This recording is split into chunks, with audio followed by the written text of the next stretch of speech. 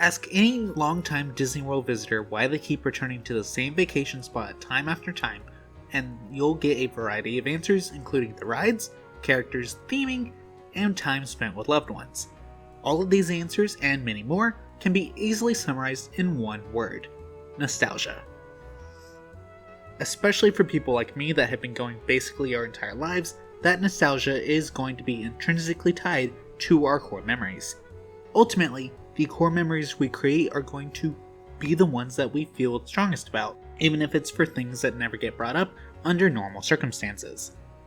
And if there's one thing I've learned over the years, it's that nostalgia is the natural enemy of change. This has been fairly prominent with the replacement of Splash Mountain with Tiana's Bayou Adventure, and the change to Disney movie songs for Country Bear Jamboree.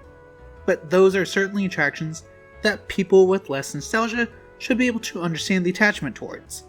Disney's announcement on Monday that Magic Kingdom's Rivers of America are being filled in, and the Liberty Belle and Tom Sawyer Island are being removed to make room for the frontier-based Cars Land has not been met with any such nuanced opinions. So today, I'm going to be taking a look at why these attractions have gotten so much defense, and whether their removal is a sign that Disney has taken things too far with their desire to please newer guests over longtime fans.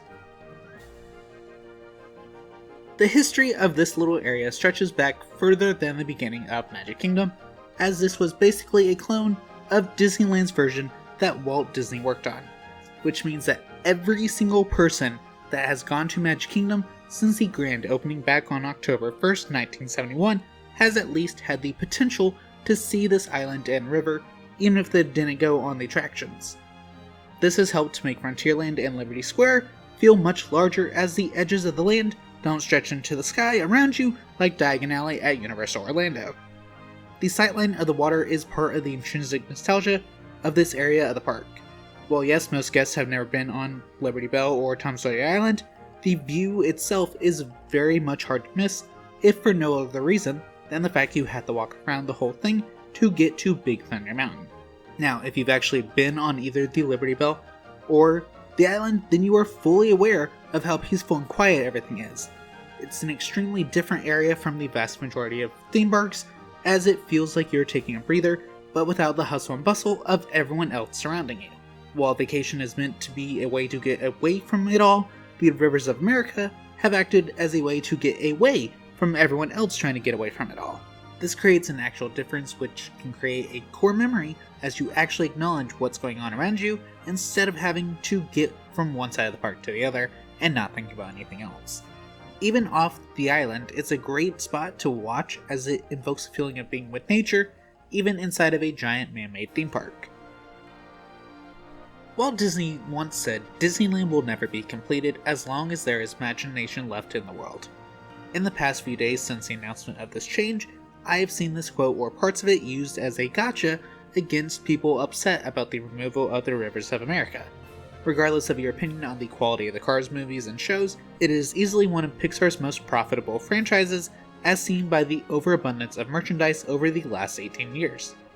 When Universal stole Harry Potter from under Disney's Iron Fist, Cars Land was the first IP-based land Disney answered with in the US parks. While New Fantasyland and Magic Kingdom opened with Little Mermaid and Beauty and the Beast areas, Cars Land was exclusively themed to one franchise.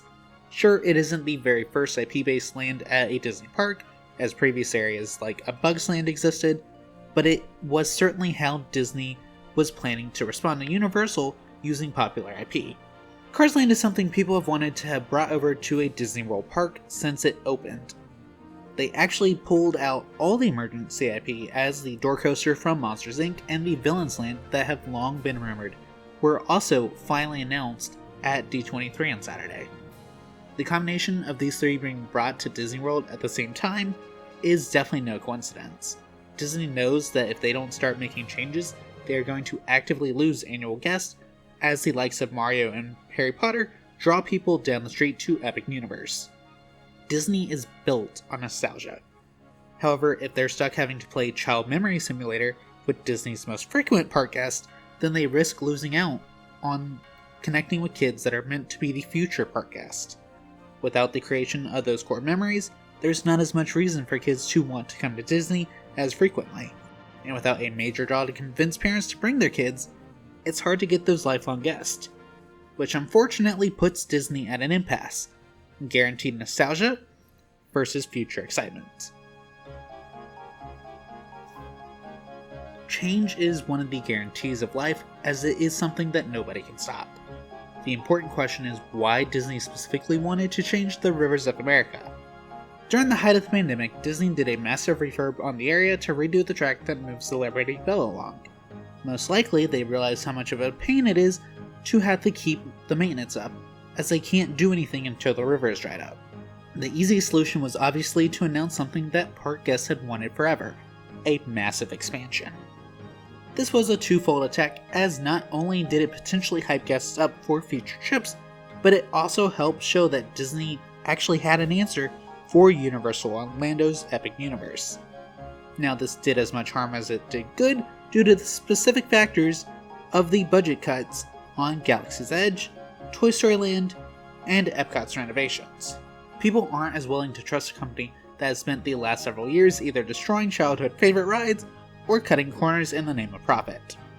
That's why Disney came out swinging by telling attendees that everything announced at D23 would not be blue sky. It is actively in development. It's also why they waited until the Monday after D23 was over to announce the location of Cars in Frontierland. The initial hype over all the long-desired rides was easily going to cause a massive influx of positive press, thereby creating an unstoppable force. On the flip side, Disney created an immovable object, namely those in defense of Rivers of America, as they specifically waited to announce the location until after it wouldn't affect the initial hype wave. As with every change, there are going to be those that actually care about what is being given up in order for this change to happen, and with the rapid changes of Frontierland, it is no surprise that the largest, most kinetic part of Magic Kingdom actually does have defenders. There is no doubt Disney was fully aware of the uproar that finalizing this location would cause, and they definitely need to play their cards correctly in order to not have this blow up in their faces. The way to do this is to absolutely shatter guest expectations with Cars and Villains, as both are likely to be part of the reason that the rivers are gone. If there are any obvious cutbacks, or there's the slightest hint that we could have gotten something better, people will never let Disney forget it.